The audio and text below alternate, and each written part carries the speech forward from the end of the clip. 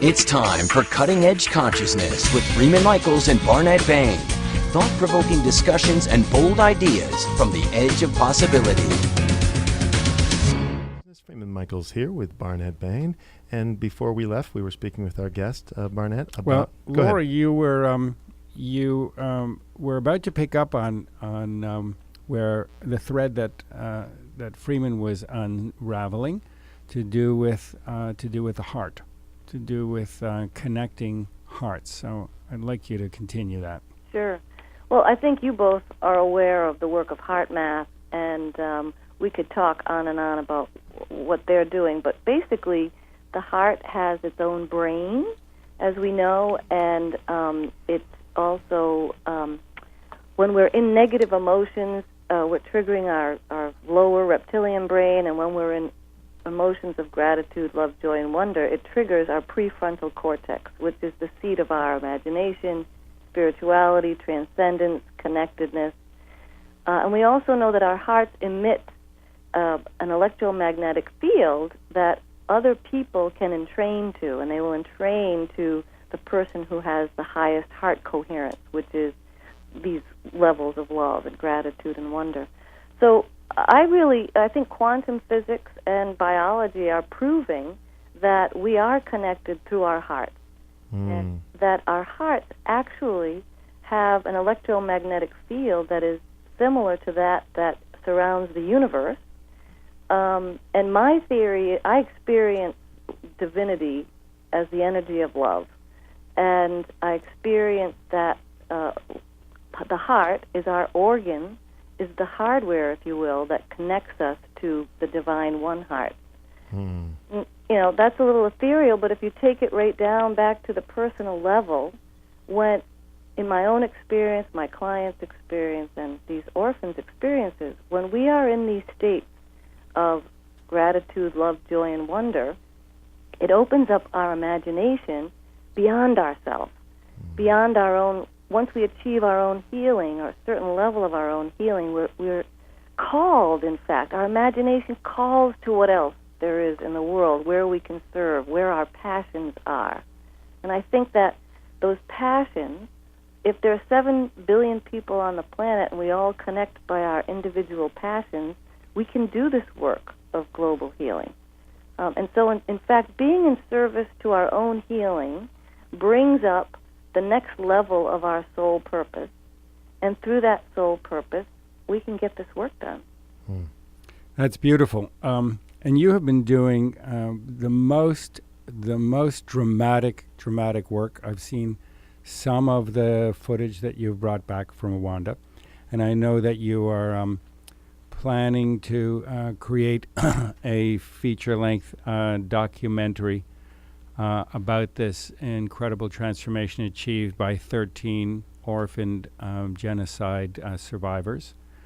And we are doing everything that we can do, Freeman and I, and Cutting Edge Consciousness, to support and to promote that, because it is a story that is important to be shared. And yours is work that we encourage everyone. We certainly encourage our listeners to investigate deeply, and we think that, like us, you will, your hearts will be open to be supportive in any possible way, if only, and at the very least, with goodwill and a prayer.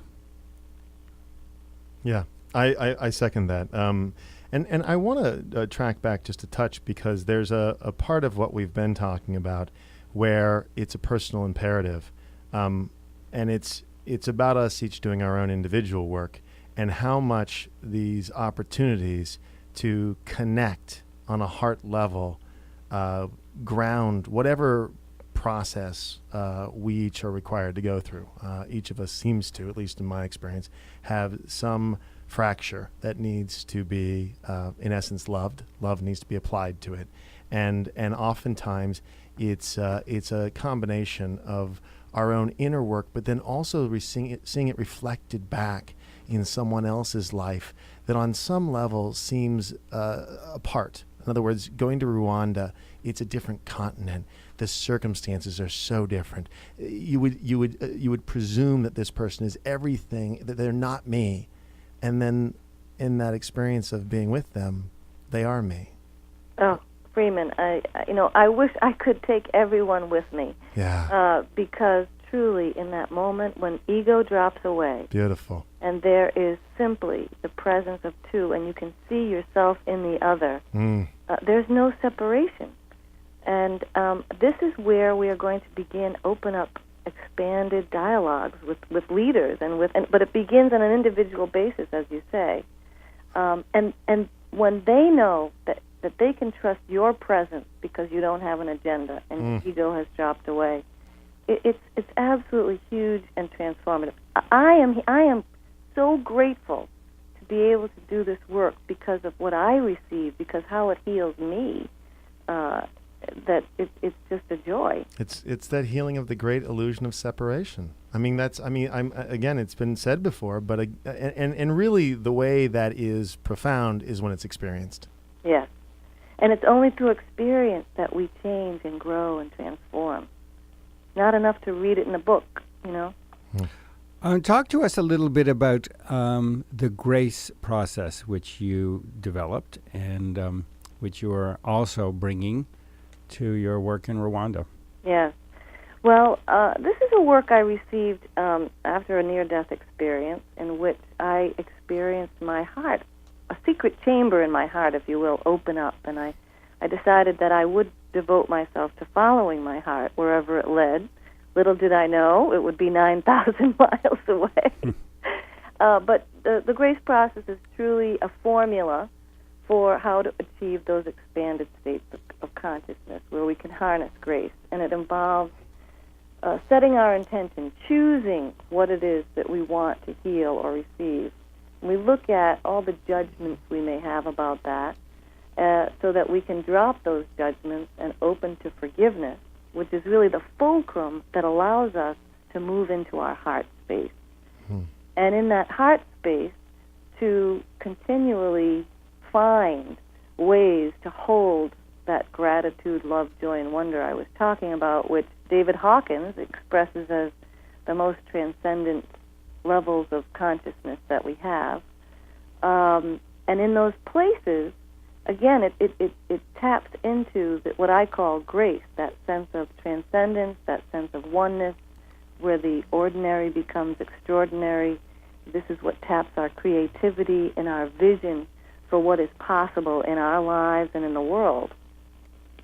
It's very tricky, isn't it, very, very tricky to tap into those higher frequencies of care and love and appreciation, of gratitude and of enthusiasm, of hope and passion and compassion and happiness, to tap into them and to be allow yourself to be lifted by them, and then to sustain that without becoming masterful at simultaneously integrating all of the trailing bits, the pieces that you're referring to, come together in so aptly named a process. It's a process. You learn how to do the steps one at a time, and then eventually you learn how to whirl them all together into a fugue or into a dance. And we've languaged that around here as the dynamic complexity, where there's a bunch of spinning plates, as it were, at the same time, where things are both true and not true simultaneously. So it's the sort of, again, linear and all at once. Yeah. Well, and the key, for me anyway, is transcending the ego, which is letting go of those judgments and opening to forgiveness. So sounds like a simple formula, but the work really lies in eliminating that dissonance of judgment and unforgiveness that interferes with that resonance of love. So speaking of paradoxes, I mean, this is the great mystic experience. I mean, because as much as we want to talk about it, obviously that's where the word grace actually is so perfect, is that it's anyone who's ever had a moment of their, of that feeling of like, the I that stepped in was not the I identify with. This other part of me just got activated. there's no magic button, or maybe there is. I mean, I think obviously there's preparation, and you've created a process. So there are clear ways to get yourself in a position where that's possible. But it's always a miracle. Absolutely. Well, when I looked at after I received this work in meditation, I went in search of what was true, and what I knew was that I experienced grace in the dark night of the soul, and great pain, and long periods of silent meditation, and other things.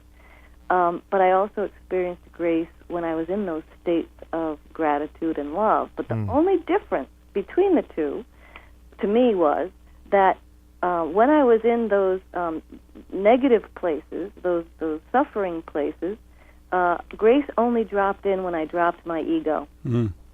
And it's when I was in those loving and grateful places that grace is assured, almost, if you will. And so that's the difference. Is do you hold on to what I ask my orphans? What do you want more than your grief and trauma? And they're choosing love. They're choosing forgiveness. The experience of introducing the grace process and the forgiveness process, the forgiveness component in that, into a war zone is frankly beyond my ability to imagine, and I have quite a fertile imagination. Yes, he does.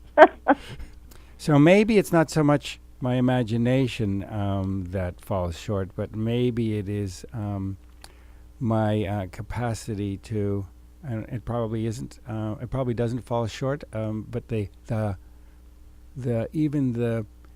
imagining of opening my heart wide enough to make a space for someone to hold that level of wounding, that level of recognizing and owning their pain and releasing it.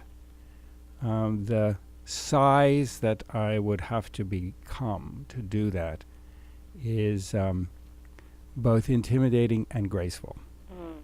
It's an up-leveling. I mean, it's interesting because, one of the words we keep throwing around, which isn't really a word, is biggering. Biggering our choices. And, the choice to go to Rwanda, I mean, you jumped off a little bit of a cliff. Well, right? to go to Rwanda and to open your heart that large that you could hold a boundary. Some serious biggering for that level of recognition of pain and recovery. And so you're a good friend, and you're inspiring to me. Well, I so appreciate that. When I hear that, it I just know that I'm just responding, I have to, because my call to my own healing. So, just so grateful that it's taking these forms.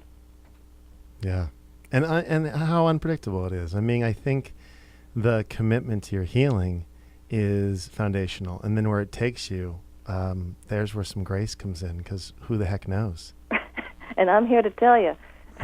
Who knows? I'm serious. Yeah, you're flying by the seat of your pants. Oh yeah.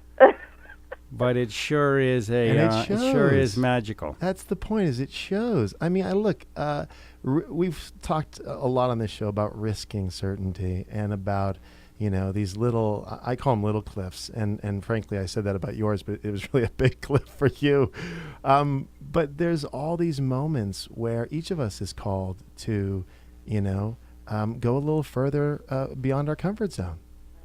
We're always called. But it is a developmental seasoning when we have the ears to listen and the heart to respond to that call. But I think we're always called. Well, and we could have such a deep discussion about what surrender and faith and trust is beyond a religious connotation. Yeah. The true richness of surrender, which does not mean giving up your power, but literally giving in to the power of your heart. Oh, that's fantastic. So it's surrender without capitulation. Yes. It is a surrender as an active process of and a very conscious moving into the flow yes. of things. Surrendering the ego to move into the heart. It's a willingness. It's a willingness. So, Lori, what your life is incredibly full, and what is on deck for you? There's so much going on with this. What is on deck with you? Well, we hope to return to Rwanda at the end of September to film our final footage for the documentary up to this point, so that we can begin to get the word out to the world. We really want to bring Project Light to anywhere where it's needed in the world. And my vision is that these Project Light centers, filled with these young, healed leaders, will lead us into the future. We've received many interests from other countries. We just need the funding and the right mechanism to get the word out. So we're hoping this documentary will do that. And as Barnett said, we here at Cutting Edge Consciousness would like to support you, and we would also like our listeners to have an opportunity to support you. So where might we send them? Well, we have our www.projectlightrwanda.com. There's also more information at www.createglobalhealing.org. Perfect. And those, of course, will be on the website, and we invite you to come and click on those, check them out, and thank you, Lori, so much for spending the time with us today. Well, it's a real joy to be with both of you, and I love the work that you're doing and the conversations that you're inspiring. Oh, bless you. Thank you, Lori. We will speak to you soon. We'll see you soon as well. Great. Lots of love. And for those of you listening, stay tuned because we'll be right back here on Cutting Edge Consciousness.